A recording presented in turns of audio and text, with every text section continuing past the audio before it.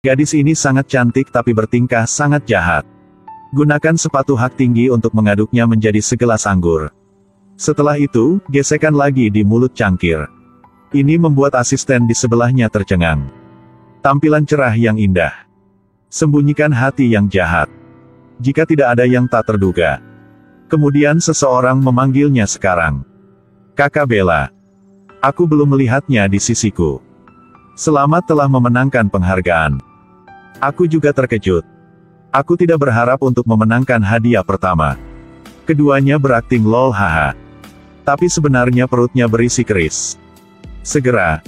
Saat pengumuman mutiara milik Bella. Tapi saingan Lisa ingin mencuri aura. Memenangkan hadiah pertama dalam kontes perhiasan. Wajahnya mengungkapkan ekspresi senang.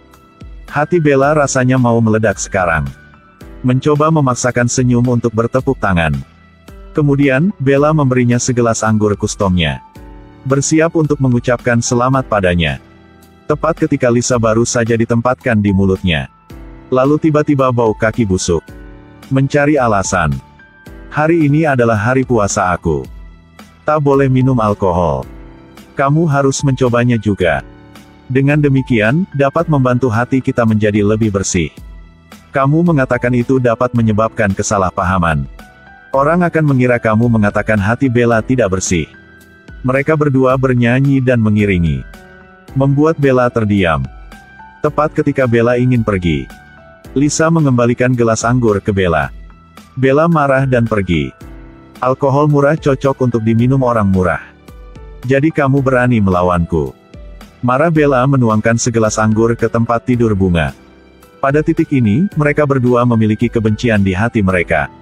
Ini adalah keluarga yang memperlakukan anak perempuan dengan buruk. Orang tua menghormati pria dan membenci wanita. Memperlakukan dua anak laki-laki dengan sangat penuh kasih. Dari kecil ke besar. Anak perempuan hanya bisa makan sisa dua bersaudara. Hari itu, Bella menemukan uangnya dicuri. Jadi dia lari ke dapur dan menendang adiknya. Ternyata uang itu diambil oleh adiknya. Untuk membelikan rantai emas untuknya. Bukan hanya seorang ibu yang tidak menyalahkan anaknya. Tapi juga memarahi Bella. Katakan kepalanya juga milik kakaknya. Setelah itu, sang adik mengambil kesempatan untuk melarikan diri. Bella mengambil kursi dan melemparkannya ke arahnya. Dia ingin kalung itu dikembalikan. Orang tua menghentikan Bella. Kakaknya juga mengambil kesempatan untuk membiarkan adiknya pergi. Kemudian ibunya menamparnya. Katakan Bella tidak tahu berterima kasih. Yang tidak tahu berterima kasih. Aku seharusnya tidak melahirkanmu di masa lalu. Bella telah benar-benar berubah sekarang. Dia memutuskan untuk membalas dendam pada orang tuanya. Hari itu, kakak membawa pacarnya Dola pulang. Seluruh keluarga sedang merundingkan pernikahan kakaknya. Bella seperti pelayan. Selain membersihkan. Pada saat ini, dia sudah memiliki rencana di dalam hatinya. Menggunakan pernikahan kakaknya untuk membalaskan dendam orang tuanya. Dia memberitahu Dola. Mereka memperlakukanmu dengan baik sekarang. Tunggu sampai kamu menikah dan datang ke sini, kamu hanya akan menjadi budak yang hidup seperti aku. Ibu melihat itu dan memarahi Bella. Cuman membersihkan rumah tetapi dia masih tidak tahu bagaimana menutup mulutnya. Bella dengan marah berbalik dan pergi. Setelah itu, Dola juga keluar. Bella mengambil kesempatan untuk memberitahu Dola. Kakak sering datang kembali dengan gadis pijat. Tapi Dola tidak percaya. Agar Dola melihat semua kebenaran dengan jelas. Jadi Bella menghabiskan uang untuk menyewa seorang gadis. Untuk merayu kakaknya. Keesokan harinya, Bella pergi mencari Dola. Memegang baju kakak. Tunjukkan padanya tanda lipstik di bajunya. Dola sekarang percaya Bella. Begitu saja, Bella berhasil. Terpisah kakaknya dan Dola. Sudah terlambat bagi kakaknya untuk menyesal. Ibu sangat marah sehingga dia hampir pingsan. Setelah ini, Bella bahkan berlari untuk menghibur Dola dengan yang palsu. Masih banyak lagi yang bisa dikatakan tentang pria baik. Bahkan memperkenalkan rekannya ke Dola. Tindakan tak terduga kali ini. Membuat kakaknya kehilangan istrinya. Dan juga mendorong Dola ke neraka. Dia akan terkena. Karena suaminya tidak melihatnya sebagai manusia.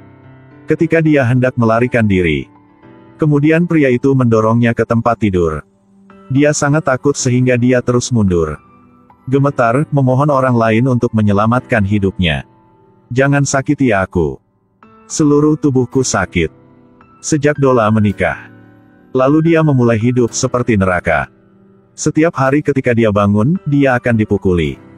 Karena hanya untuk mengganggu suaminya. Akan menerima pukulan yang menyakitkan. Dola bersembunyi di toilet.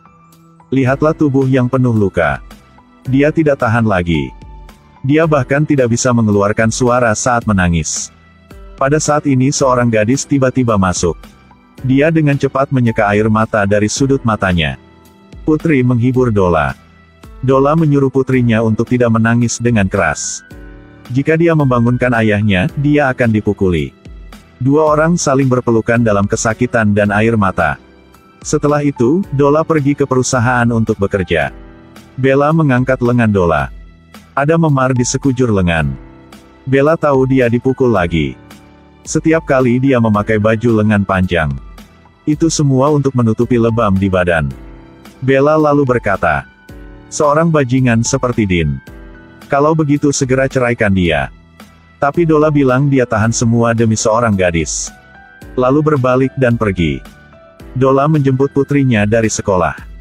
Melihat Din dan sekretarisnya keluar lagi. Dia buru-buru menjelaskan kepada Dola. Mengatakan dia datang untuk memberikan dokumen kepada Din dan tidak ada yang lain. Setelah mengatakan itu, dia dengan cepat pergi. Kemudian insiden tak terduga terjadi. Dola berkata kepada Din. Dia tidak bisa membayar biaya sekolah anak-anaknya. Jika tidak, kirim anak mereka ke sekolah biasa. Din menjadi marah begitu dia mendengarnya. Lempar semangkuk air di atas meja. Jangan bermimpi pindah sekolah untuk anak-anak kita. Putri aku harus belajar dengan anak Bella. Di sekolah untuk aristokrasi. Putriku tidak bisa kalah dengan anak Bella. Beritahu orang tuanya untuk menjual tanah dan membayar biaya sekolah. Ternyata pria ini tidak hanya memukuli istrinya. Tapi juga parasit. Saat ini rumahnya masuk, mobilnya jalan. Semuanya adalah Dola yang menjual tanah ibu mereka untuk dibeli. Walaupun demikian, Dola masih dipukuli. Kemudian Din berbalik untuk pergi. Dola menidurkan putrinya. Beritahu gadis kecil itu untuk menutupi telinganya dengan bantal. Karena dia tahu, suaminya selanjutnya tidak akan melepaskan. Dola kembali ke kamarnya dan dengan cepat mengunci pintu. Suami mabuk dan mengeluarkan ikat pinggangnya. Memaki sambil berjalan. Dola di kamar menggigil. Sang suami dengan paksa mendorong pintu terbuka. Dia sangat takut sehingga dia menangis dan gemetar. Memohon pada suaminya untuk menyelamatkan hidup dia. Dia melepas bajunya. Ketika dia ingin mengambil tindakan. Kemudian di luar sirene polisi.